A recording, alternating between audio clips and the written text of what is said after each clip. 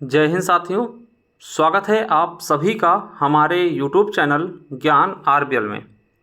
साथियों, आज हम देखेंगे स्टैटिक जीके का एक बहुत ही प्यारा सा टॉपिक भारतीय कृषि के बारे में। ठीक है, बहुत ही शानदार टॉपिक है दोस्तों, और बहुत ही अच्छे तरीके से दोस्तों इसको देखने वाले हैं। भारतीय कृषि, ठीक है, चलिए इसको शुरू करते हैं दोस्तों। और आपको बता दें कि ये सभी एग्जाम्स के लिए मोस्ट इंपॉर्टेंट है, खास करके यूपी पुलिस एग्जाम के लिए दोस्तों रामबाण है। ठीक है, तो शुरू करते हैं दोस्तों। उसको पहले बता दें आपको कि साथियों जो आपका सिलेबस है, आपको पता है इसमें से हमने बहुत सी चीज़ें आपके लिए करा दी हैं। जैसे दोस्तों आपको बता दूं कि देखिए, आज हम भारतीय कृषि देखने वाले हैं। ठीक है, इसको देखेंगे। इसके अलावा दोस्तों आपको पता है ये पड़ोसी देश हमने देख लिया है। ठीक है, आंतरिक सुरक्षा, आतंकवाद हमने देख लिया है। इसके अलावा मेरे दोस्तों काफ़ी चीज़ें हमने देखा है। जैसे दोस्तों आपको पता है साइबर क्राइम देख लिया है, विमुद्रीकरण देख लिया है। ठीक है, राष्ट्रीय और अंतर्राष्ट्रीय संगठन देख लिया दोस्तों। ठीक है, इसके बाद वस्तु सेवा कर देख लिया हमने। और दोस्तों आपको बता दें महत्वपूर्ण दिवस भी देख चुके हैं हम। ठीक है, इसके अलावा मेरे दोस्तों और भी जैसे सोशल मीडिया कम्युनिकेशन देख चुके हैं। तो लगभग दोस्तों आपका सिलेबस आधा कंप्लीट हो चुका है। ठीक है, और दोस्तों ये सब चीज़ें मैं कहाँ से करवा रहा हूँ दोस्तों, देखिए मेरी एक ई बुक है। मैंने दोस्तों बहुत मेहनत करके दोस्तों एक ई बुक बनाई है। ठीक, अगर आप इसे चाहते हैं दोस्तों तो ये 99 रुपीज़ में आपको मिल जाएगी, जिससे मैं पढ़ा रहा हूँ। पूरा अपडेटेड है, यानी कि यहाँ तक कि दोस्तों जो आपके यूपी पुलिस के पेपर होते हैं उसको भी हमने इसमें ऐड करते हुए बहुत ही शानदार तरीके से क्वेश्चन डाले हुए हैं। तो दोस्तों इसमें देखिए सारे टॉपिक आपको मिल जाएंगे इस ई बुक में। 99 रुपीज़ में मिलेगा। कैसे मिला दोस्तों? ज्ञान आरबीएल ऐप पे जाकर के डाउनलोड कर लीजिए, या फिर दोस्तों इस नंबर पे आप 99 रुपीज़ फोन पे, गूगल पे, पेटीएम करके दोस्तों स्क्रीनशॉट व्हाट्सअप करके दोस्तों ओनली व्हाट्सअप करके हमसे ये ई बुक प्राप्त कर सकते हैं। ठीक है, और आपको बता दें कि मेरे दोस्तों आपको जाना होगा हमारे प्लेलिस्ट में। जैसे प्लेलिस्ट में जाएंगे दोस्तों, देखिए यहाँ पे हमने स्टैटिक जीके पढ़ा रखा है। यहीं पे दोस्तों देखिए आपको एक क्रम में लगती हुई स्टैटिक जीके क्लासेस मिलती रहेंगी। ठीक है, अपडेटेड वाली, इसीलिए इसका नाम स्टैटिक 2.0 रखा है। ठीक, इसके अलावा संविधान पढ़ा रहे हैं दोस्तों, ये भूगोल पढ़ा चुके हैं, देख लीजिएगा, करंट अफेयर क्लासेस दे चुके हैं। ठीक, संपूर्ण इतिहास पढ़ा चुके हैं, हिंदी पढ़ा चुके हैं, और आपके लिए यूपी स्पेशल तक पढ़ा चुके हैं। तो चाहिए दोस्तों पढ़ लीजिए बहुत ही शानदार तरीके से। और जिनको चाहिए दोस्तों पीडीएफ, हमारे ज्ञान आरबीएल ऐप को डाउनलोड कर लें प्ले स्टोर में जाके। जैसे दोस्तों उस पर लॉगिन करेंगे दोस्तों, यहाँ पे जाएगा ई बुक वाले कॉलम पे, तो आपको दोस्तों बहुत सारी ई बुक दिख जाएंगे। जैसे दोस्तों आप देख सकते हैं कि संविधान की ई बुक दिख रही है आपको, मात्र 50 रुपये में आपको मिल जाएगी पूरे संविधान की। इसको आप निकाल के प्रिंट भी करवा सकते चाहें तो। ठीक है, वैसे जियोग्राफी है ना, इतिहास है, सभी 50-50 रुपये में। इसके अलावा दोस्तों हमारा कंप्यूटर बैच मात्र 199 रुपीज़ में दोस्तों यूपी 666 सभी एग्जाम्स के लिए, चाहे जूनियर असिस्टेंट हो, वीपीओ हो, या फिर असिस्टेंट ऑडिटर हो, इन्फोर्समेंट कांस्टेबल हो, एजीटीए हो, सबके लिए दोस्तों। ठीक है, ये दोस्तों हमारा स्ट्रेटेजी है जिसकी मैं बात कर रहा हूँ। 99 रुपीज़ में दोस्तों आप इसको परचेज कर सकते हैं। शानदार तरीके से, पूरा अपडेटेड तरीके से दोस्तों ये चीज़ें मैं जो करा रहा हूँ इसमें आपको मिल जाएंगी। ठीक है, और उससे सफलता 2.0 बैच हमारा जूनियर असिस्टेंट के 5512 पदों के लिए, अगर आप चाहते जुड़ना जुड़ सकते हैं। ठीक है, और ये दोस्तों हमारा उत्तर प्रदेश स्पेशल की ई बुक है। तो दोस्तों जाइए परचेज करिए, लिंक भी डिस्क्रिप्शन में दे दूंगा। चलिए शुरू करते हैं वीडियो को। तो साथियों आज का हमारा टॉपिक है भारतीय कृषि। ठीक है, भारतीय कृषि यानी एग्रीकल्चर। ठीक है, चलिए इसके बारे में देखते हैं। देखिए आपको बता दूं कि भारत की लगभग 55% जनसंख्या जो है आजीविका के लिए कृषि पर निर्भर है। मतलब भारत की जो जनसंख्या है उसका लगभग 55% वो कृषि पर निर्भर, यानी कृषि के जरिए ही अपने जीवन यापन को करती है भली भांति। ठीक है, अब देखिए कृषि के बारे में बात करें दोस्तों, कृषि के बारे में जो चीज़ें हैं वो नवपाषाण काल से शुरू होती है। देखिए इतिहास आपने पढ़ा होगा, तो इतिहास में दोस्तों नवपाषाण काल से ही मानव कृषि और पशुपालन करना शुरू कर देता। क्या दोस्तों? नवपाषाण काल से ही मनुष्य कृषि और पशुपालन करना शुरू कर देता। और ये क्वेश्चन कई बार आपसे पूछा था कि मानव द्वारा सबसे पहले कौन से अनाज का उपयोग किया गया, कौन सा अनाज उगाया गया? दोस्तों जौ। कौन सा? जौ। यूपी पीसीएस में भी पूछा गया। और कृषि के साक्ष्य दोस्तों कहाँ मिलते हैं? तो दोस्तों आपको पता है कि अभी तक दोस्तों आपको मेहरगढ़ पाकिस्तान लिखा होता था। और देखिए ये दोस्तों आपका एसएससी जीडी में पूछा गया था, प्राचीनतम स्थायी जीवन के साक्ष्य कहाँ मिले? तो मेहरगढ़ से ही मिले। मगर साथियों अब आप सावधान हो जाइए। क्या? अब आप सावधान हो जाइए। क्यों? क्योंकि नवीनतम खोजों के अनुसार भारतीय उपमहाद्वीप में प्राचीनतम कृषि साक्ष्य वाला स्थान दोस्तों उत्तर प्रदेश के लहुरा देव हो गया है। क्या? उत्तर प्रदेश के लहुरा देव हो गया है, जो कि संत कबीर नगर यानी संत कबीर नगर में पड़ता है दोस्तों, जहां से 9000 से 8000 ईसा पूर्व के मध्य के चावल के साक्ष्य मिले। यानी कि अगर आपसे अब पूछता है कि खेती के साक्ष्य सबसे पहले कहाँ मिले, तो आप बताना कहाँ, लहुरा देव में। ठीक है, क्योंकि दोस्तों पाकिस्तान में पहले था, अब दोस्तों नवीनतम साक्ष्यों के अनुसार दोस्तों लहुरा देव हो गया है संत कबीर नगर। धान की खेती के साक्ष्य कहाँ मिले, तो कोल्डी हवा प्रयागराज में। कहाँ मिले, तो कोल्डी हवा प्रयागराज में। ठीक है, इसको आप समझ गए। चलिए अब दोस्तों थोड़ा सा भूमि सुधार के बारे में देख लेते हैं कि कृषि में कैसे कैसे सुधार आया। ठीक है, भूमि सुधार आप जानते होंगे। देखिए होता क्या था कि जब हमारा देश अंग्रेजों का गुलाम था उसके बाद की चीज़ें हैं, तो आपको पता होगा कि ब्रिटिश शासन के दौरान राजस्व वसूली के लिए के जमींदारी, है ना, राजस्व वसूली के लिए जमींदारी, रैयतवाड़ी, महालवाड़ी में कृषकों का भूमि से अधिक जुड़ाव नहीं रह पाया। दोस्तों कोई जमींदार था, उसका ज़मीन था सबसे ज़्यादा, है ना, रैयतवाड़ी, महालवाड़ी। तो दोस्तों कृषि जो किसान थे उनका ज़्यादा दोस्तों ज़मीन के प्रति जुड़ाव नहीं था। ठीक है, यहाँ क्या होते थे, भूमिहीन मजदूरों की संख्या अधिक थी, यानी जिन ऐसे लोग ज़्यादा थे जिनके पास दोस्तों ज़मीन ही नहीं, वो काम करते हैं, मजदूरी करते हैं।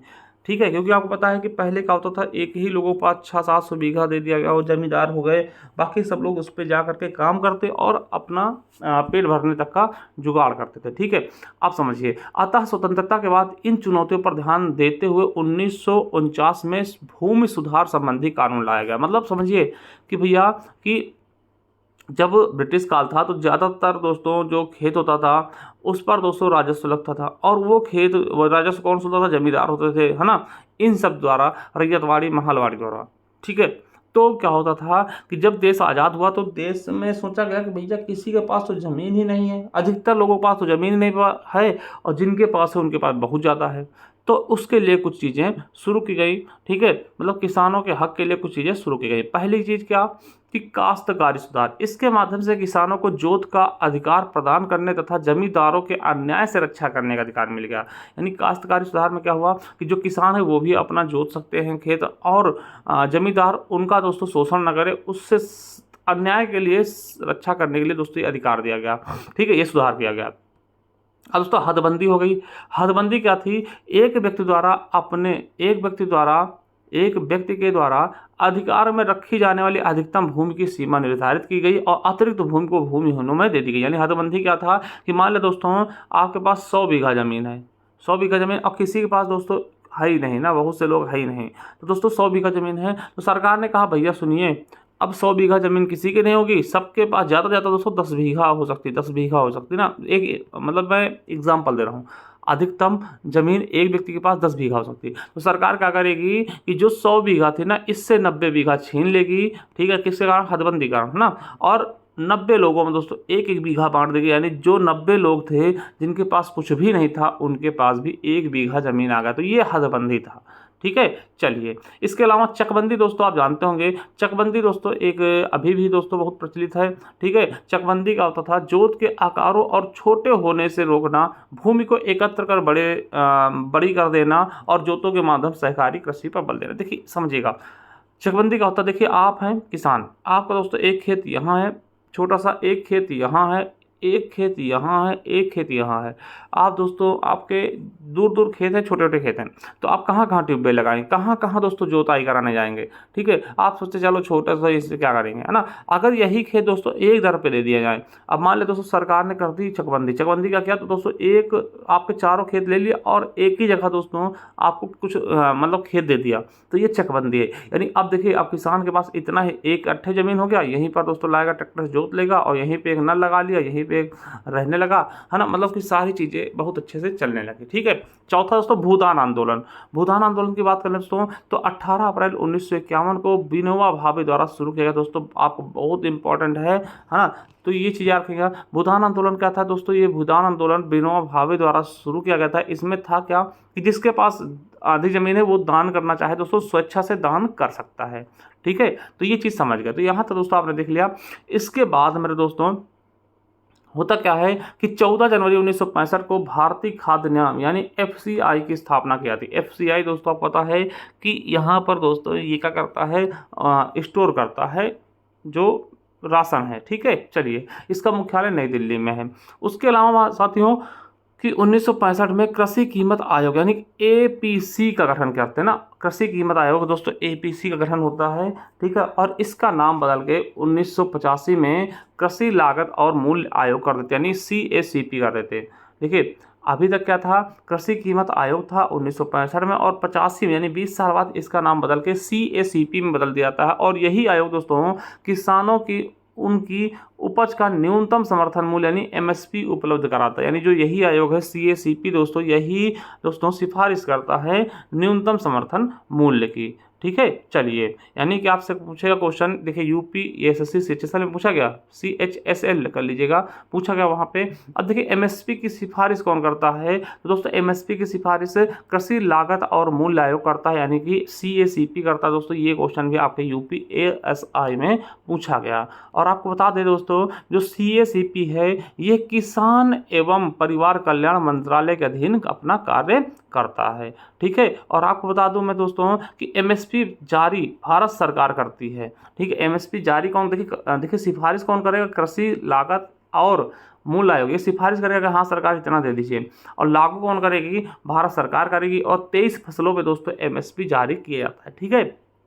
चलिए, MSP की प्रणाली को पहली बार दोस्तों 1966-67 में गेहूं के लिए पेश किया गया था। बाद में इसे अन्य फसलों के लिए भी शामिल कर लिया गया दोस्तों। SSC CGL में पूछा गया। देखिए MSP कुछ होता है जैसे फसलों पे, जैसे कि दोस्तों इससे मतलब कि इतने में सरकार आपसे खरीद लेगी और कहीं भी नहीं बिकेगा। तो जैसे कि धान के 2183 रुपये प्रति कुंटल था पिछले साल, ठीक है। कपास का 6620 रुपये प्रति कुंटल, मक्का का दोस्तों 2090 रुपये प्रति कुंटल, और गेहूँ का 2275 रुपये प्रति कुंटल, ठीक है। चलिए, अब कुछ दोस्तों ये चीज़ें देख लीजिए, यहाँ से भी क्वेश्चन आते हैं। जैसे इनाम, इनाम क्या है, तो इनाम का फुल फॉर्म क्या होगा, इंटरनेशनल एग्रीकल्चर मार्केट। देखिए ई समझिएगा, इनाम ई और NAM, तो ई से होगा ई है ना, और N से नेशनल, A से एग्रीकल्चर, M से मार्केट। ये क्या है तो दोस्तों 14 अप्रैल 2016 को प्रधानमंत्री द्वारा कृषि राष्ट्रीय बाजार के लिए E-ट्रेडिंग प्लेटफॉर्म को ई नाम की प्रायोगिक परियोजना का शुभारंभ किया। यानी कि ये प्रधानमंत्री मोदी जी द्वारा 14 अप्रैल 2016 को शुरू किया गया। अगला है ई रकम। ई रकम क्या है दोस्तों, तो ई रकम राष्ट्रीय किसान कृषि मंडी, यानी ई राष्ट्रीय किसान कृषि मंडी। दोस्तों देखिए यहाँ से क्वेश्चन आपको पूछा गया UPSI में, ठीक है। यानी 1 अगस्त 2017 को केंद्रीय कृषि मंत्रालय ने किसानों को कृषि उत्पाद बेचने के लिए ई रकम पोर्टल का शुभारंभ किया गया।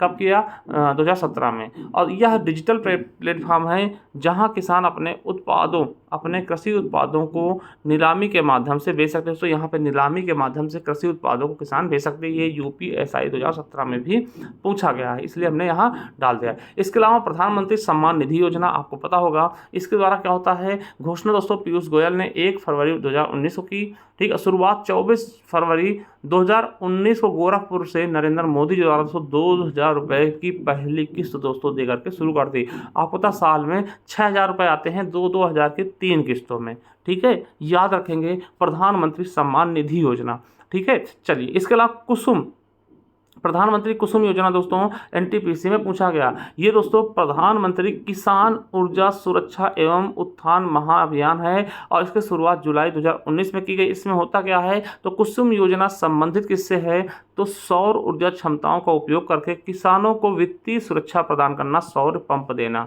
ठीक है। इसके अलावा राष्ट्रीय किसान नीति का मंजूरी दी 2007 में दोस्तों मंजूरी दी गई। इसको RRB NTPC में पूछा गया। चलिए कुछ महत्वपूर्णता से देखते हैं, जैसे कौन से पेड़ कहाँ उगाए जाते हैं और उनको क्या बोलते हैं, बहुत इंपॉर्टेंट हैं ये दोस्तों, बहुत ज़्यादा इंपॉर्टेंट, वेरी वेरी इंपॉर्टेंट दोस्तों। इनको आपको याद कर ही लेना है, ये चीज़ आपको याद करके चलना है, ठीक है। पूछे जाते हैं।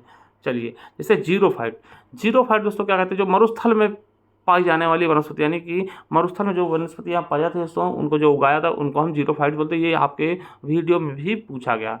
हाइड्रोफाइट दोस्तों क्या होते हैं, कि जल की ऊपरी सतह पे उगाने वाली वनस्पति। दोस्तों आपको पता होगा, आपने देखा होगा एग्रीकल्चर हाइड्रोफाइट्स की, कि दोस्तों जल पे ही उगाते दोस्तों, जैसे मतलब कि उसके ऊपर बिछा देते कुछ प्लेट जैसी, और उसमें दोस्तों चीज़ें डाल के, और जल दोस्तों इतना उसमें सारी चीज़ें मिली होती हैं, न्यूट्रिशन वगैरह, जिससे पेड़ ग्रो कर जाते हैं, ठीक है। वैसे दोस्तों आपने कुछ जैसे कि मनी प्लांट देखा होगा, आपको उसमें देख लेते जल में ही दोस्तों उसको उगाया था, मिट्टी उसमें लगती ही नहीं ना, इस तरीके से। अगला है हाइग्रोफाइट का होता है अधिक आर्द्रता वाले क्षेत्र में पाई जाने वाली वनस्पतियों को हम हाइग्रोफाइट्स कहते हैं। ट्रोपोफाइट का होता है तो उष्णकटिबंधीय क्षेत्र में वन और घास वाली, इनको हम क्या बोलते हैं, ट्रोपोफाइट्स। मेसोफाइट्स का होता है शीतोष्ण कटिबंधीय टैगा वनस्पतियों को हम मेट्रोफाइट्स कहते हैं। और क्रायोफाइट्स क्या होता है दोस्तों, शीत कटिबंधीय टुंड्रा वनस्पतियाँ जैसे लाइकेन और काई दोस्तों, ये क्रायोफाइट्स होते हैं। हाइलोफाइट्स का होता है जो नमकीन वनस्पतियाँ होती है दोस्तों, नमकीन मिट्टी की वनस्पतियाँ जैसे मैंग्रोव वन में जो चीज़ें पाई जाती है जैसे सुंदरी, हाँ, ये दोस्तों हाइलोफाइट्स कहलाती हैं। लिथोफाइट्स का होता है तो कठोर चट्टानों पे उगने वाली वनस्पतियों को हम लिथोफाइट्स कहते हैं। और पायरोफाइट्स का होता है अग्नि प्रतिरोधी वनस्पति जैसे सवाना क्षेत्र दोस्तों, इन्हें हम पायरोफाइट्स कहते हैं। चलिए अब दोस्तों देख लेते हैं सिंचाई के तरीके। भारत में सिंचाई के तरीके दोस्तों आपको बताते हैं कि आपसे पूछेगा सर्वाधिक सिंचित राज्य कौन सा क्षेत्रफल में, तो दोस्तों उत्तर प्रदेश हो जाएगा, यूपीएसआई में पूछा गया। और सबसे मतलब कि ये देखिए ये क्षेत्र में अगर प्रतिशत में पूछ ले तो पंजाब हो जाएगा जो सबसे ज़्यादा सिंचता है खेतों को, ठीक है। और सिंचाई के साधन क्या है, पहला कुएं और ट्यूबवेल दोस्तों लगभग भारत में दोस्तों 55.9% सिंचाई होती है। और भारत में सर्वाधिक प्रचलित सिंचाई क्या है, कुएं और ट्यूबवेल दोस्तों, ये आपके यूपीएसआई में पूछा गया। और नलकूपों द्वारा सर्वाधिक सिंचित राज्य कौन सा है, तो उत्तर प्रदेश, ठीक है, समझ गए। चलिए अब नहरों से देख लेते हैं। नहरों द्वारा सबसे ज़्यादा सिंचाई दोस्तों उत्तर प्रदेश में होती है। और आपको पता है कि उत्तर प्रदेश में दोस्तों रायबरेली सबसे बड़ा नहरों जाल कहाँ है, रायबरेली में। तालाब द्वारा सिंचाई सर्वाधिक दोस्तों तमिलनाडु में होती है, ठीक है। चलिए अब दोस्तों कृषि के विशेष प्रकार दोस्तों, यहाँ से क्वेश्चन आपके एग्जाम में बहुत पूछे जाते हैं, क्या बहुत ज़्यादा क्वेश्चन आपके एग्जाम में यहाँ से पूछे जाते हैं कृषि के प्रकार का, है ना। चलिए विटीकल्चर क्या दोस्तों, विटीकल्चर, विटीकल्चर दोस्तों अंगूरों से संबंधित है, ठीक है। विटीकल्चर किससे है, अंगूरों संबंधित दोस्तों। ये अभी यूपी पुलिस में पूछा गया क्वेश्चन था जो हाल ही में पेपर हुआ था और रद्द हो गया था ना। और एनटीपीसी 2021 में भी पूछा गया है विटीकल्चर, है ना, विटीकल्चर, ठीक है। अब दोस्तों पिसीकल्चर, देखिए पिसीकल्चर दोस्तों मछली संबंधित है। देखिए आप लोग देखते होंगे दोस्तों, वैसे समझाने के लिए बता रहा हूँ, याद करने के लिए कि दोस्तों जब मछली लेके आते हैं उसके लिए मसाला जब बनाते हैं तो मसाला क्या करते हैं, पीसते हैं ना, कैसे भी करके, चाहे मिक्सी में चाहे सिलवट पे, है ना। तो पिसीकल्चर समझ लीजिएगा मछली से। सेरीकल्चर, है ना, सेरी से रेशम, है ना, रे से रेशम याद रख लेंगे। तो सेरीकल्चर किससे संबंधित है, रेशम से।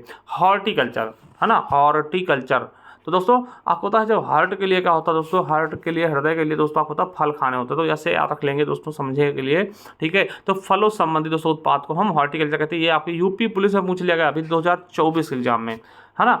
ऑलिविकल्चर, ऑलिविकल्चर दोस्तों जैतून संबंधित है। एपीकल्चर, एपीकल्चर देखिए आपको पता शहद पिया नहीं चाटा जाता ना, तो एपीकल्चर पी नहीं, है ना, तो शहद यानी मधुमक्खी पालन से संबंधित यानी शहद उत्पाद से संबंधित है एपीकल्चर। आरआरबी एनटीपीसी में पूछा गया। फ्लोरिकल्चर, फ्लोरी से फूल दोस्तों याद रखिएगा। सिल्वीकल्चर दोस्तों देखिए यूपी SSC वीडियो एग्जाम में पूछा गया। सिल्वीकल्चर किससे संबंधित है, तो वनों के संरक्षण यानी वन खेती विज्ञान को, वन खेती का विज्ञान दोस्तों क्या कहलाता है, सिल्वीकल्चर कहलाता है।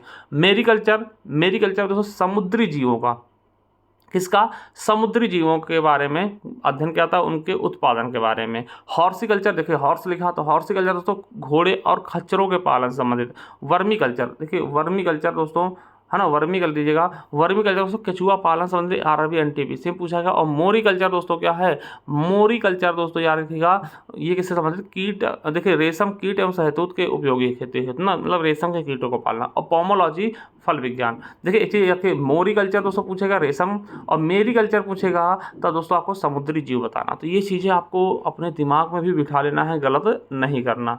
चलिए खेती के प्रकार बता दूं आपको कि खेती के प्रकार कौन कौन से हैं। तो साथियों बहुत इंपॉर्टेंट झूम खेती, वेरी वेरी वेरी इंपॉर्टेंट दोस्तों। झूम खेती इसे पूर्वोत्तर भारत में स्थानांतरणशील कृषि भी कहते हैं। आपसे पूछेगा झूम खेती का और अन्य नेम क्या है, स्थानांतरणशील खेती। कहाँ कहाँ होता है दोस्तों, तो ये पूर्वोत्तर क्षेत्र में इसको बोलते हैं। असम हो गया, मेघालय हो गया, है ना, नागालैंड, मिजोरम, ये यूपीएसआई में पूछा गया। और दोस्तों इसके और भी नाम क्या क्या हैं, तो अन्य नाम क्या हैं दोस्तों, काटो और जलाओ यानी बुश फेलो कृषि, कर्तन दहन प्रणाली, है ना, स्लैम एंड बर्न और आदिम निर्वाह कृषि। ये होता क्या दोस्तों, देखिए ये आदिवासियों द्वारा होता है। देखिए आदिवासी क्या करते हैं, इधर पे रुकते नहीं हैं, है ना, वो चलते रहते हैं। दोस्तों क्या करते हैं, कहीं जंगल मिला वहाँ रुके, जंगल को काट दिया, जला दिया दोस्तों, खेती की, है ना, क्योंकि दोस्तों जब जलता कोई चीज़ ना तो उसमें बढ़िया चीज़ें होती है ना। तो दोस्तों खेती की जंगल को जलाया, खेती की, और फिर दोस्तों वहाँ छोड़ के चले गए, फिर अगली जगह गए, फिर दोस्तों वहाँ जलाया, कुछ स्थान चुना और जंगल जलाया, फिर खेती की, फिर खाया पिया, फिर वहाँ चले गए। इसे झूम यानी झूमते हुए, है ना। और काटो जलाओ, काटो पेड़ जलाओ, है ना, बुश फेलो रस्सी, कर्तन दहन, काटो और दहन कर दो उसका ना, इसलिए इनको इस नामों से जानते हैं। और दोस्तों ये चीज़ें ना हर राज्य में अलग अलग नाम से आने थे। जैसे आपसे पूछेगा, ठीक है, ये देखिए एसएससी सीजीएल में पूछा गया अभी, है ना। देखिए आपसे पूछेगा कि मध्य प्रदेश में इसको किस नाम जाता है। दोस्तों मध्य प्रदेश में इसको दहिया या फिर बेवर कहते हैं। दोस्तों ये आपके यूपी पुलिस 2018 और एनटीपीसी में पूछा गया। मणिपुर में से पामलू कहते हैं। झारखंड में देखिए कुरुल या कुरावा या कुरवा कहते हैं। ये देखिए एसएससी सीजीएल 2021 और एसएससी जीडी 2021 में पूछा गया। केरल में इसे पूनम या फिर पूनम कहते हैं, और पश्चिमी घाट में इसको कुमारी कहते हैं। यानी कि आपसे पूछ लेगा कि दोस्तों झूम खेती को पश्चिमी घाट पे क्या कहते हैं, आप बताइएगा कुमारी कहते हैं। पोड़म किस कहाँ कहते हैं, केरल में। ऐसे क्वेश्चन भी आपसे पूछेगा। चलिए आप रोपड़ खेती देख लेते हैं। रोपड़ क्या होता है दोस्तों, तो रोपड़ खेती क्या होता है, ऐसे बागान जहां बिक्री के लिए नगद फसल उगाई जाती है, नगदी फसल उगाई जाए, उसे हम रोपड़ खेती कहते हैं। यूपीएसआई में पूछा गया। और इन्हें ही दोस्तों हम क्या बोलते हैं, नगदी या फिर वाणिज्यिक खेती, है ना। वाणिज्यिक खेती यानी नगदी मतलब नगद पैसों के लिए, वाणिज्यिक मतलब व्यापार के लिए, ठीक है। तो ये चीज़ समझिएगा। जैसे आपसे कहा गया कि रबड़, देखिए रबड़ क्या करेंगे आप, उगा के उसको खाएंगे नहीं, गेहूं थोड़ी ना रख लेंगे खा लेंगे भैया। रबड़, कोको, चाय, कहवा, पटसन, कपास, इनको बस उगाया है इसलिए था हम बेच देंगे, ठीक है, समझ गए। चलिए तो जैसे गन्ना, और गन्ना भी देखिए, गन्ना आप कितना रख लेंगे भाई, खाने के लिए थोड़ी गन्ना यूज करेंगे, तो इसको हम किस लिए करते हैं, व्यापार के लिए, ठीक है। चलिए रेचिंग कृषि क्या होता है दोस्तों, इस कृषि प्रणाली में प्राकृतिक वनस्पतियां पर विभिन्न प्रकार के पशुओं जैसे भेड़ बकरियों को आदि को चराना रेचिंग कृषि कहलाता है। कार्बनिक खेती क्या यानी ऑर्गेनिक खेती। ऑर्गेनिक खेती क्या होता है, इसमें दोस्तों रासायनिक उर्वरकों और कीटनाशकों का प्रयोग नहीं किया जाता। कार्बनिक खेती जनक कौन है, अल्बर्ट हावर्ड है। क्या है, अल्बर्ट हावर्ड है, ठीक है। जीरो फार्मिंग की बात करें दोस्तों, जैविक खेती में उर्वरक एवं कीटनाशकों का इस्तेमाल नहीं करने से मृदा धीरे धीरे क्या होती है, जीरो फार्मिंग होती है, मतलब फिर वो उसकी आदी हो जाएगी।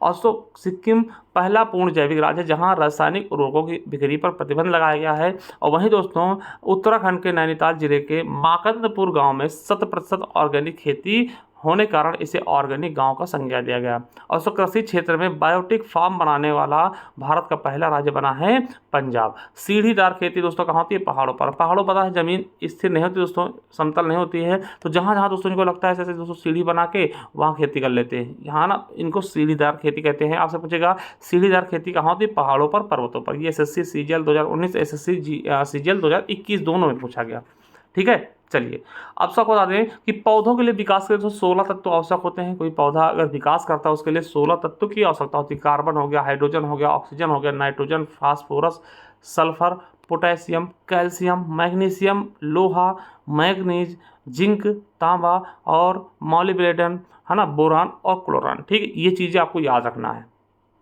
चलिए अब दोस्तों एक समितियां तो याद रख लीजिएगा। अशोक दलवाई समिति दोस्तों 2022 तक किसानों की आय दोगुनी करने के लिए इसको गठित किया गया था। आपसे पूछेगा कि किसानों की आय दोगुनी करने के लिए कौन सी समिति का गठन किया गया, अशोक दलवाई। किसानों का आय दोगुनी करने के लिए लक्ष्य कब तक रखा है, 2022 तक, ठीक है। चलिए अगला है कि स्वामीनाथन समिति। स्वामीनाथन आप जानते होंगे, MS स्वामीनाथन दोस्तों जानते होंगे, है ना, हरित क्रांति के जनक थे। उनके नाम पर दोस्तों ये समिति बनाई गई। विपणन सीजन 2021-22 के लिए सभी अनिवार्य रबी फसलों के लिए न्यूनतम समर्थन मूल्य में वृद्धि की मंजूरी देना दोस्तों, उसके लिए स्वामीनाथन समिति का आयोजन किया गया था MSP के लिए, ठीक है। चलिए अब दोस्तों भारत की प्रमुख फसलें देख लेते हैं। भारत की प्रमुख फसलें देखते हैं। देखिए 3 ही फसलें होती है प्रमुख, कौन कौन सी, रबी फसल। रबी फसल आपसे क्वेश्चन डायरेक्ट पूछेगा, रबी फसल देखिए इसको बोते कब है, तो अक्टूबर नवंबर ठंडी में बोते हैं दोस्तों, और मार्च अप्रैल में दोस्तों यानी कि गर्मियों के समय शुरुआत में दोस्तों इसको काट लेते हैं, ठीक है। अक्टूबर नवंबर में बोया गया और मार्च अप्रैल में काट लिया गया, जिसको हम रबी फसल कहते हैं। जैसे गेहूँ हो गया, जौ हो गया, चना हो गया, मटर, मसूर, सरसों, अलसी, तंबाकू, आलू, ये सब चीज़ें दोस्तों पता क्या ठंडी में बोते हैं और गर्मी होते थे काट लेते हैं, ठीक है। अब देखिए चलिए दूसरा है खरीफ फसल। देखिए खरीफ से यूपी पुलिस 2024 में क्वेश्चन पूछा गया कि कौन सी फसल किसकी है ना। तो खरीफ फसल की बात करते हैं। अब देखिए जैसे वो कटा फिर जून जुलाई में फिर खरीफ को हम बो देते हैं और काटेंगे कब, अक्टूबर नवंबर में काटेंगे। और दोस्तों इसमें क्या होता है, जैसे धान हो गया, मक्का, बाजरा, ज्वार, सनई, कोदो, अरहर, मूंगफली, कपास, गन्ना, ये सब क्या हैं आपके खरीफ फसल। जायद फसल दोस्तों ये कम समय के लिए होते हैं। ठीक है, जायद फसल की बात कर लें तो जायद फसल की बुआई दोस्तों मार्च अप्रैल में होती है, कटाई जून जुलाई में होती है। और याद रखना कि जायद फसल दोस्तों ग्रीष्म ऋतु के दौरान होती है। जैसे फसल हो गया तरबूज, खरबूजा, ककड़ी, जो कम समय के लिए है ना, खीरा, लौकी, लोबिया, ये जेल वार्डन में पूछा गया, यूपी पुलिस जेल वार्डन में। ठीक है, और दोस्तों ये यूपीएसआई में पूछा गया था कि कब होती, ग्रीष्म ऋतु में। ठीक है, उत्तर प्रदेश में उगाई गई सबसे न्यूनतम अवधि वाली फसल कौन सी है, तो मूंग दोस्तों सबसे कम समय में उगती है, यूपी पीछे से पूछा गया। यार रखेंगे, नोट करके लिख लीजिएगा। तिल उत्तर में खरीफ फसल और दक्षिण में दोस्तों रबी फसल कहलाती है। एसएससी एमटीएस में पूछा गया कि तिल जो ऐसी फसल है जो उत्तर भारत में दोस्तों इसको हम क्या बोलते हैं, खरीफ फसल, और दोस्तों दक्षिण में इसको रबी फसल के रूप में उगाते हैं ना, ठंडियों में उगाते हैं। ठीक है, चलिए अब दोस्तों प्रमुख फसलों के बारे में देख ले। क्या प्रमुख फसलों के बारे में देख ले दोस्तों। और आपको पता है कि हम उत्तर प्रदेश के हैं दोस्तों, या अधिकतर करके दोस्तों फसलों के बारे में उत्तर प्रदेश की जानकारी ज़्यादा लेता है। ठीक है, तो चलिए देखिए, उत्तर प्रदेश के विशालतम तिलहन फसल में कौन कौन से आते हैं दोस्तों, तो विशालतम मतलब प्रमुखतम है ना, समझिएगा। उत्तर प्रदेश की प्रमुखतम तिलहन फसल कौन कौन सी, तो राई और सरसों। देखिए ये आपके यूपीपीएससी हेल्थ इंस्पेक्टर में पूछा गया क्वेश्चन है। चलिए अब दोस्तों जो पहली फसल हमारी इंपॉर्टेंट फसल है गेहूँ। क्या गेहूँ के बारे में बात करते हैं, तो दोस्तों गेहूँ के बारे में अगर मैं बात करूँ तो प्रदेश की कुल कृषि योग्य भूमि के लगभग 24 हिस्से पे 24% हिस्से, यानी उत्तर प्रदेश की बात की जा रही है। जो प्रदेश की कुल दोस्तों कृषि योग्य भूमि के लगभग 24% हिस्से पर दोस्तों गेहूं की खेती की जाती है। यानी उत्तर प्रदेश में 24% भूभाग पर दोस्तों गेहूं की खेती की जाती है। मिट्टी कौन सी है दोस्तों, दोमट मिट्टी चाहिए। और ये बंद होगा 2023 में पूछा गया था कि गेहूं के लिए कौन सी मिट्टी, दोमट। आपको बता दें गेहूं उत्पादन में उत्तर प्रदेश भारत का सर्व प्रमुख उत्पादक है। यानी कि सबसे ज़्यादा गेहूँ कहाँ उत्पादित होता है, गेहूँ तो दोस्तों उत्तर प्रदेश में। अगर पूछ ले प्रति हेक्टेयर की दर से तब आप पंजाब बताएंगे। अगर प्रति हेक्टेयर पूछ ले तो दोस्तों आप पंजाब बताएंगे। और ऐसे पूछ ले कि सबसे ज़्यादा गेहूँ कहाँ उगता है, तो दोस्तों उत्तर प्रदेश में। ठीक है, और गेहूं दोस्तों उत्तर प्रदेश से क्या है, प्रमुख खाद्यान्न फसल, यानी खाने वाली प्रमुख फसलों में से क्या है, गेहूं है। यूपीसीएस में पूछा गया, यूपीपीसीएस में एक क्वेश्चन पूछा गया। वर्षा कितनी चाहिए दोस्तों, 50 से 75 सेंटीमीटर दोस्तों वर्षा चाहिए। ठीक है, और उत्तर प्रदेश में दोस्तों गेहूं खेती कहाँ की जाती है, भाभर और दक्षिण के पठार। भाभर का क्षेत्र आपको बताओ, भाभर के बारे में बताया था, कंकड़ पत्थर वाला। और दक्षिण के पठारी क्षेत्रों को छोड़ दें तो लगभग हर जगह दोस्तों आपके गेहूं की खेती की जाती है। और सर्वाधिक गेहूं खेती कहाँ, तो गंगा घाघरा के दोआब के क्षेत्र में। ठीक है, और आपको पता है कि उत्तर प्रदेश में सबसे ज़्यादा गेहूँ कहाँ उत्पादित होता है, गोरखपुर में। और भारत की दृष्टि से पूछे हैं दोस्तों, उत्तर प्रदेश में सबसे ज़्यादा गेहूँ उत्पादित होगा, और मगर प्रति हेक्टेयर के दर से दोस्तों पंजाब हो जाएगा। ठीक है, गेहूं उत्पादन में उत्तर प्रदेश का प्रथम स्थान है। 2021-22 के अनुसार देश का 32.42% गेहूं अकेले दोस्तों उत्तर प्रदेश ने उत्पादित किया था। ठीक है, चलिए आगे देखते हैं। गेहूं उत्पादन प्रति हेक्टेयर की दर से दोस्तों पंजाब प्रथम है। और याद रखेंगे सरबती गेहूं जो कि मध्य प्रदेश का है दोस्तों, अप्रैल 2023 में इसे दोस्तों जीआई टैग दिया गया। ठीक है, चलिए चावल की बात कर लें, तो चावल की बात कर ले दोस्तों, दूसरे नंबर पर दोस्तों चावल उत्पादन होता है उत्तर प्रदेश में। ठीक है, अगर उत्तर प्रदेश की बात करें तो दूसरे नंबर पे चावल उत्पादन उत्तर प्रदेश में होता है। ठीक है, पहले पे दोस्तों गेहूं कितना स्थान घेरा था दोस्तों, 24%। और चावल का स्थान कितना है उत्तर प्रदेश में, 18%। ठीक है, याद रखेंगे। तो दोस्तों प्रदेश के कुल कृषि योग्य भूमि के लगभग 18% पर चावल की खेती की जाती है। इसके लिए मिट्टी क्या चाहिए, तो चिकनी और उपजाऊ मिट्टी, गर्म जलवायु होनी चाहिए, और वर्षा 75 से 125 सेंटीमीटर तक। और बोते समय दोस्तों 20 डिग्री सेल्सियस और पकते समय 27 डिग्री सेल्सियस तापमान भी चाहिए। ठीक, इसकी खेती मुख्यतः कहाँ दोस्तों, जहाँ पानी होगा ठीक ठाक वही खेती की जाएगी दोस्तों, तराई क्षेत्र और पूर्वी उत्तर प्रदेश में इसकी खेती बहुत ही शानदार तरीके से की जाती है। होने दोस्तों कई जगह होती है, मगर मुख्यतः की बात करते हैं तो दोस्तों। ठीक है, और आपको पता है भारत में दोस्तों सर्वाधिक खेती चावल की होती है। देखिए समझिएगा दोस्तों, अगर बात करूँ उत्तर प्रदेश, तो उत्तर प्रदेश दूसरे स्थान पे। ठीक है, पहले दोस्तों पश्चिम बंगाल सबसे ज़्यादा चावल उगाता है। ठीक है, याद रखिएगा। मगर दोस्तों बात करें सबसे ज़्यादा खेती किसकी होती है, सर्वाधिक खेती, यानी सबसे ज़्यादा भूभाग पे कौन सी खेती होती है, तब चावल। अगर भारत की बात करेगा तब, और उत्तर प्रदेश की बात करेगा तो चावल दूसरे स्थान पे होगा। ठीक है, सबसे ज़्यादा जमीन कहाँ घेरती है पूरे भारत में, कौन घेरता है, कौन सी फसल, चावल। ठीक है, और दोस्तों याद रखेगा कि चावल की खेती दक्षिण भारत के राज्यों में वर्ष भर की जाती है। वहाँ 3 फसलें दोस्तों चावल की उगाते हैं। ठीक है, ये एसएससी CHSL में पूछा गया। और चावल उत्पादन बंगाल के बाद दोस्तों दूसरा स्थान है उत्तर प्रदेश का, ये भी आपके यूपीएसआई में पूछा गया। चलिए कुछ चावल के बारे में देख लें। सिद्धार्थ नगर का काला नमक चावल प्रसिद्ध दोस्तों, ये आपके यूपी पुलिस में पूछा गया, मंडी परिषद में पूछा गया। काला नमक चावल कहाँ का है, तो सिद्धार्थ नगर का दोस्तों, इसे जीआई टैग भी दिया गया है ना। चलिए दोस्तों, आदम चीनी चावल कहाँ का? चंदौली का, जिसको 2023 में जीआई टैग दिया गया। आदम चीनी चावल कहाँ का? चंदौली, उत्तर प्रदेश का। और खामती चावल कहाँ? अरुणाचल का है, अरुणाचल प्रदेश का है, जिसे दोस्तों 2023 में जीआई टैग दिया गया है। काला जीरा चावल दोस्तों उड़ीसा का, जिसे 2023 में जीआई टैग दिया गया है। मरचा चावल दोस्तों बिहार का, जिसे भी 2023 में जीआई टैग दिया गया। और नागरी दुबराज चावल दोस्तों छत्तीसगढ़ का, जिसे अप्रैल 2023 में जीआई टैग दिया गया। तो कुछ दोस्तों मतलब प्रमुख चावल हैं, इनके नाम भी याद रखेंगे। चलिए अब तीसरा है गन्ना।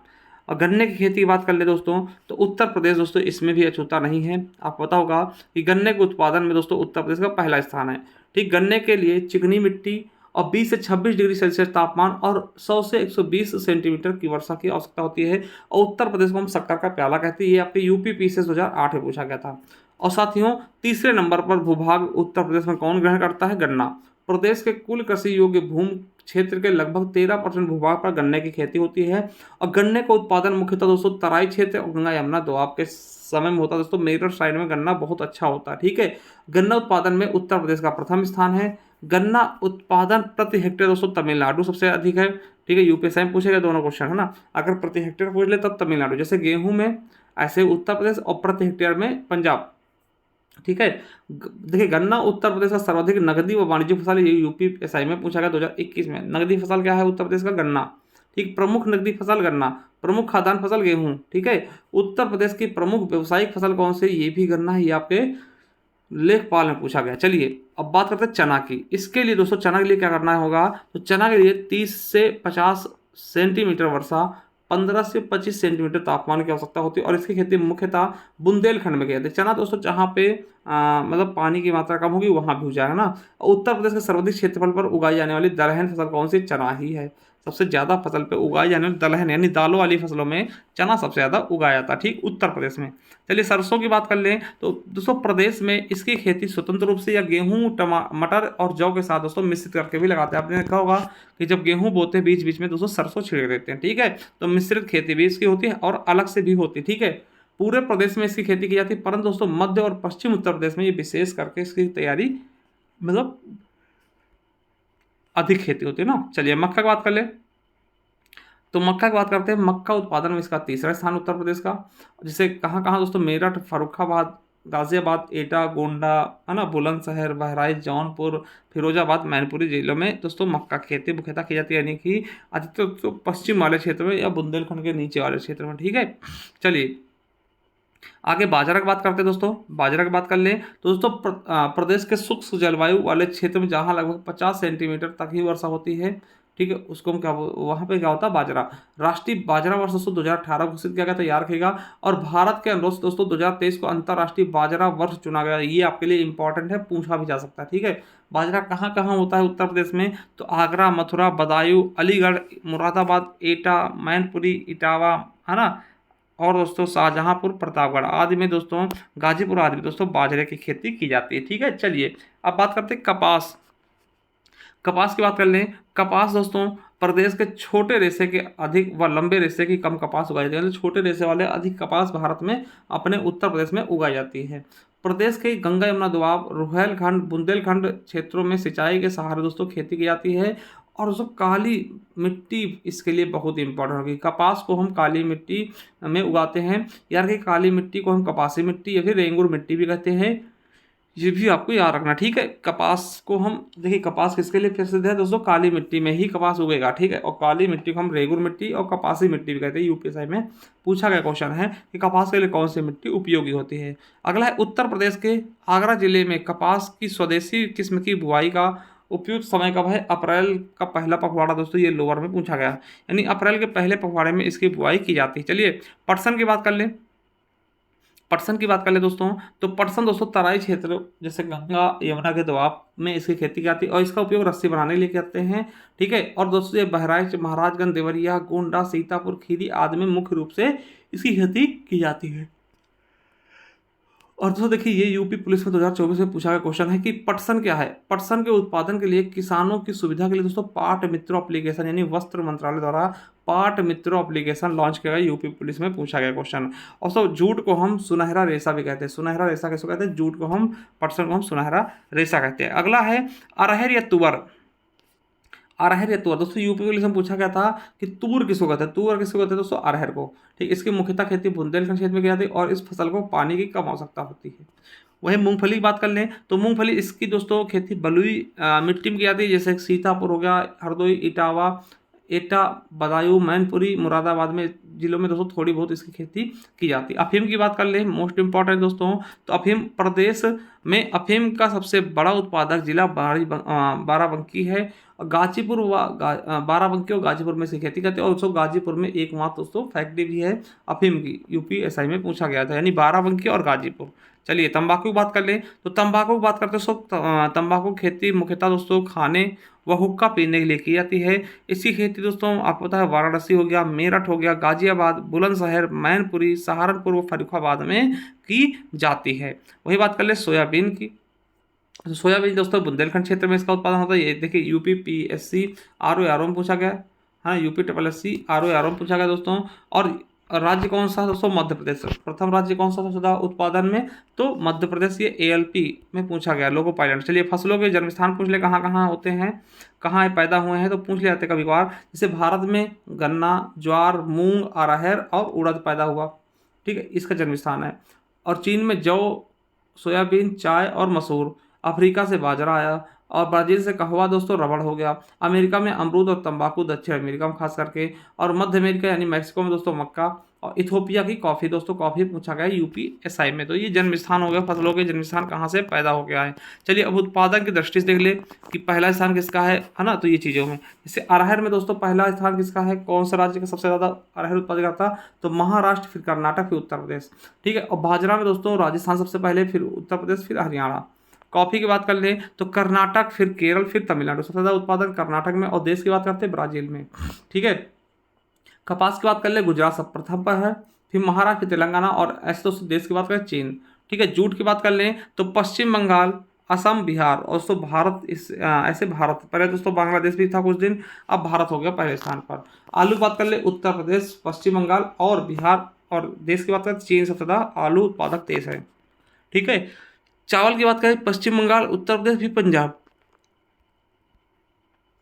मगर दोस्तों देश की बात करते हैं चीन सबसे पहले स्थान पे है। ठीक है, सोयाबीन में दोस्तों महाराष्ट्र और मध्य प्रदेश, राजस्थान। ठीक है, चाय की बात कर ले असम, पश्चिम बंगाल, तमिलनाडु, मगर दोस्तों देश में चीन। ठीक है, तंबाकू में दोस्तों गुजरात पहले स्थान पे, फिर मध्य प्रदेश, आंध्र प्रदेश, फिर उत्तर प्रदेश, फिर दोस्तों देश में चीन सबसे आगे है। चीन ही सबसे ज़्यादा आगे है दोस्तों कृषि में ना। कुल खाद्यान्न उत्पादन में उत्तर प्रदेश पहले पे है, फिर मध्य प्रदेश, फिर पंजाब, और ऐसे दोस्तों चीन है। और कुल फल में दोस्तों उसमें भी आंध्र प्रदेश पहले पे है, फिर महाराष्ट्र, फिर उत्तर प्रदेश, और ऐसे दोस्तों देश में चीन है। कुल मोटे अनाजों में दोस्तों कर्नाटक, महाराष्ट्र, राजस्थान, फिर महाराष्ट्र है, और कुल तिलहन में दोस्तों राजस्थान, मध्य प्रदेश, फिर गुजरात है। ठीक है, तो सारी चीज़ें आप समझ गए होंगे। इसके अलावा कुल दाल में देखें तो मध्य प्रदेश, महाराष्ट्र, राजस्थान, फिर दोस्तों दालों में भारत है, और गेहूं दोस्तों उत्तर प्रदेश, मध्य प्रदेश और पंजाब, फिर ऐसे सबसे ज़्यादा कहाँ किस देश में, चीन में। चलिए कुछ हम क्रांतियाँ देख लेते हैं, कृषि संबंधित कुछ क्रांतियाँ। ठीक है, देखिए वीडियो लंबी है दोस्तों क्योंकि मैटर भी अच्छा है। ठीक है, चलिए हरित क्रांति की बात कर लें तो हरित क्रांति दोस्तों दूसरा नाम क्या है, एक आपके SSC GD पूछा गया कि हरित क्रांति को और किस नाम जानते हैं, तो तीसरी कृषि क्रांति के नाम से जानते हैं। तीसरी कृषि क्रांति के नाम से भी इसको हम जानते हैं। चलिए दोस्तों हरित क्रांति का संबंध कृषि क्षेत्र में उत्पादन तकनीकी में सुधार और कृषि उत्पादकता में वृद्धि करने से है। यानी कि जो हरित क्रांति दोस्तों ये कृषि क्षेत्र में सुधार लाया जाए, उसमें उत्पादकता में वृद्धि लाया जाए, कैसे, ये इसका काम था हरित क्रांति का। ठीक, उद्देश्य की बात कर लें तो अधिक उपज देने वाली खाद्य फसलों के उत्पादन में वृद्धि करना दोस्तों SSC GD में पूछा गया। हरित क्रांति शब्द का सबसे पहले प्रयोग किसने किया, तो अमेरिकी वैज्ञानिक डॉक्टर विलियम गॉड द्वारा 1968 में किया गया। वेरी इंपॉर्टेंट कि हरित क्रांति शब्द का सबसे पहले प्रयोग किसने किया, विलियम गॉड। आपको याद रखना कि भारत में औपनिवेशिक शासन के दौरान कृषि में ठहराव को हरित क्रांति द्वारा स्थायी रूप से समाप्त कर दिया गया। दोस्तों जो कृषि में ठहराव था उसको दोस्तों हमेशा के लिए हरित क्रांति द्वारा समाप्त कर दिया गया। देखिए SSC GD में पूछा गया। हरित क्रांति की शुरुआत कहाँ से हुई, मैक्सिको से हुई, ये SSC GD में पूछा गया। हरित क्रांति जनक कौन है, अमेरिकी कृषि वैज्ञानिक नॉर्मन E बोरलॉग को माना था, जिन्हें दोस्तों शांति का नोबेल पुरस्कार भी दिया गया। SSC GD में पूछा गया। भारत में हरित क्रांति जनक कौन है, डॉक्टर MS स्वामीनाथन दोस्तों। ठीक है, ये आपके RRB NTPC में पूछा गया है। और देखिए भारत में हरित क्रांति का उद्देश्य क्या था, तो राष्ट्रीय खाद्य सुरक्षा था। मेन उद्देश्य क्या था, राष्ट्रीय खाद्य सुरक्षा, यानी कि कोई भूखा ना मरे।